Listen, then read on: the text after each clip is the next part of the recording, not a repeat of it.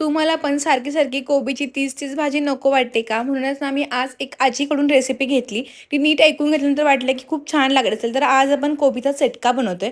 तर छोटा आकाराचा एक कोबी घेतला होता. तो पूर्ण खिसून घेतला. आता ह्यानंतर ना थोडंसं पाणी यातलं काढून घ्यायचं. बरेच जणांना वाटतं की कोबीतलं पाणी काढलं की सगळी सत्व निघून जातात. तर तसं अजिबात नसतं. उलट कोबीचा उग्रपणा थोडासा कमी होतो. तर संपूर्ण कोबीतलं बघा पाणी जे आहे ते एक्स्ट्राचं काढून घेतलं आणि त्यानंतर तुम्ही पाहू शकता की कोबी जो आहे ना थोडासा सुटा-सुटा पण तयार झालाय. आता हे एका साईडला पण ठेवून देऊयात. त्यानंतर इथं बघा एक छोट्या कोबीसाठी इथं मी पाव वाटी इतकी हरभऱ्याची डाळ 2 ते 3 तास चांगली भिजवून घेतली होती. डाळ चांगली भिजले. आता ह्यातलं पूर्ण पाणी निथळून घ्यायचं आणि एका मिक्सरच्या भांड्यामध्ये आपण संपूर्ण डाळ ही काढून घेतोय. आता ह्यामध्ये ना 2 ते 3 हिरव्या मिरच्या घेतल्या आणि आता हे थोडंसं ओबड-धोबड असं हे वाटून घ्यायचं. आता आज आपण कोबीचा चटका बनवतोय त्यामुळं काय होतं थोडीशी रेसिपी चटेकादार किंवा तिखट असते आणि त्यामुळे खायला मस्त लागते. आता संपूर्ण डाळ आणि मिरचीचं मिश्रण पण आपण ह्या कोबीमध्ये घालूयात. त्यानंतर आपण चवीनुसार मीठ घालतोय.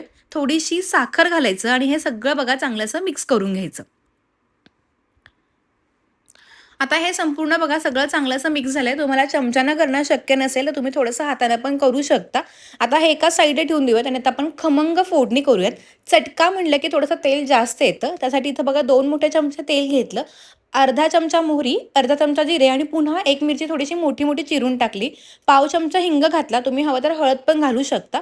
आता ही खमंग फोडणी ना ह्या कोबीवरती घालून पुन्हा बघा हे सगळं चांगलं मिक्स करून घेतली. फोडणीमुळं काय होतं रेसिपीला आणखीन 4 चांद लागतात. आता 2 ते 3 चमचे फेटून घेतलेलं दही घेतले. दही थोडंसं आंबट असेल तर चव खूप छान लागते.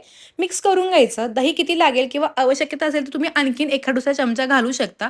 हे जो कोबीचा चटका ना हा तिखट लागतो, त्याबरोबर आंबट लागतो.